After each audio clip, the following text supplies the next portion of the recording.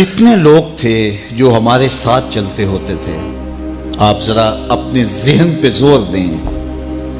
بچپن کے دوست، کلاس فیلوز، کاروباری ساتھی، گلی محلے کے لوگ، رشتہ دار، اعزاء و اقربا، آباء و اجداد، اور کتنے لوگ آپ کے مخالفین، معاندین، یہ ساری فہرست ذہن میں لائیں تو ایک دم خیال پڑتا ہے فلاں بھی چلا گیا، فلاں بھی چلا گیا.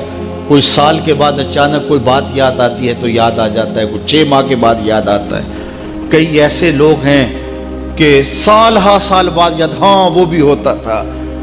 مٹی کا رزق بن گئے، قصہ پارینہ بن گئے. کہانی تو اتنی سی ہے نا، جو اکڑ اکڑ کے چلتے تھے آج وہ مٹی کا رزق بن گئے ہیں. جو اپنے بدن پہ چٹکی مٹی بھی نہیں پڑنے دیتے تھے آج ان کے کفن بھی تار تار ہو گئے. حضرت غوث اعظم فرماتے ہیں قبرستانوں میں جا کے دیکھو کیسے کیسے حسینوں کی مٹی خراب ہو رہی ہے. اللہ اکبر. بدن خاک میں مل گئے، ہڈیاں چور چور ہو گئی، ریزہ ریزہ ہو گئی. قبروں کے نشان بھی مٹ گئے، کتبے بھی ٹوٹ گئے. مٹ گیا مشتاق دل سے رنگے یاد رفتگاں. پھول مہنگے ہو گئے، قبریں پرانی ہو گئی. کون کسی کو یاد کرتا ہے؟ اور اسی طرح ہم مل کے مٹی کا رزق بننے والے ہیں، لیکن کوئی ایسا کام چھوڑ جائیں گے، اپنے رب سے جڑ جائیں گے، اپنے رب کے بندوں سے جڑ جائیں گے، رسول کریم کے دامن کو تھام لیں گے تو پھر موت بھی مرنے نہیں دے گی.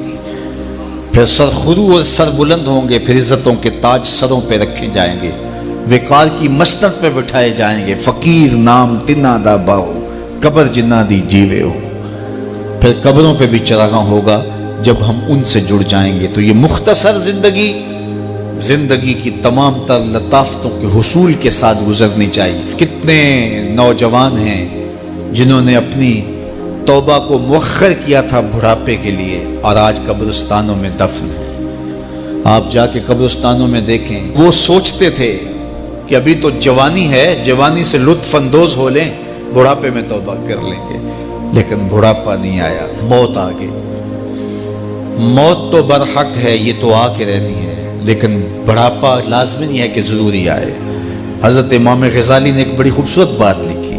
فرماتے ہیں معاشرے میں نظر دوڑا کے دیکھو، زیادہ بچے ہیں، زیادہ جوان ہیں یا زیادہ بوڑھے ہیں؟ تو کہا آپ کو بچے زیادہ ملیں گے. ہر گھر میں دیکھ لیجئے، بچے زیادہ ہوں گے، جوان ان سے کم ہوں گے، بوڑھے ان سے کم ہوں گے. تو اگر بوڑھے تھوڑے ہیں، جوان زیادہ ہیں، تو غزالی فرماتے ہیں پھر بات سیدھی سیدھی ہے، بڑھاپے تک کوئی کوئی پہنچتا ہے، زیادہ جوانی میں چلے جاتے ہیں. اور کہا کہ اگر جوانوں سے بچے بھی زیادہ ہیں تو پھر اس کا مطلب بھی سیدھا سیدھا ہے کہ جوانی تک سارے نہیں پہنچتے، بہت بچپن میں چلے جاتے ہیں. غرہ کس پہ، ناز کس پہ، غرور کس پہ، تکبر کس پہ؟ تو یہ مختصر زندگی جو اللہ کی امانت ہے، اس کو اللہ کے نام پہ گزارو. جو بیت گئی وہ بیت گئی، وہ تو منہا ہو گئی زندگی سے. وہ مجھے رات سے کچھ لوگ میسج بھیج رہے ہیں، آپ کا پیدائش کا دن ہے، مبارک ہو، اللہ سب کو جزا دے. لیکن میں آج اپنی چھوٹی بیٹی کو بھی کہہ رہا تھا، وہ مجھے بولی کہ ابو آپ کو مبارک ہو. تو میں نے کہا کہ آپ ہاتھ اٹھا کے اللہ کی بارگاہ میں دعا کرو کہ اللہ آپ کے باپ کے 46 سال کے گناہ معاف کر دے. یہ تو زندگی گزر گئی ہے، 46 سال میرے ہاتھ سے نکل گئے ہیں. میں الٹا بھی لٹک جاؤں تو یہ میرے ہاتھ نہیں آ سکتے.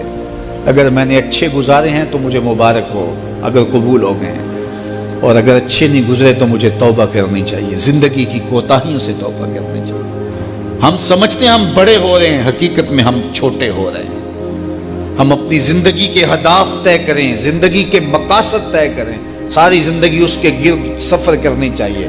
کئی لوگ ساری زندگی گزار دیتے ہیں، ان کو ساری زندگی راستے نہیں ملتا کہ جانا کدھر ہے. وہ کیوں؟ وَأَضَلُّ السَّبِيلَ. اللہ فرماتا وہ بھٹکے ہوئے مسافر ہوتے ہیں. اللہ سے راستہ مانگو، آہستہ چلو لیکن منزل کا تعین کر کے بڑھو. بڑھتے رہو، منزل تمہارا استقبال کرے گی. آج مشکل ہے تو کل آسانیاں ہوں گی. تو یہ زندگی تیزی کے ساتھ کٹ رہی ہے. لمحہ لمحہ میں اور آپ موت کے قریب ہو رہے ہیں. قبل اس سے کہ وہ وقت آئے کوئی حجت باقی نہ رہے، مجھے اور آپ کو اپنی آخرت کی تیاری کی کوشش کرنی چاہیے.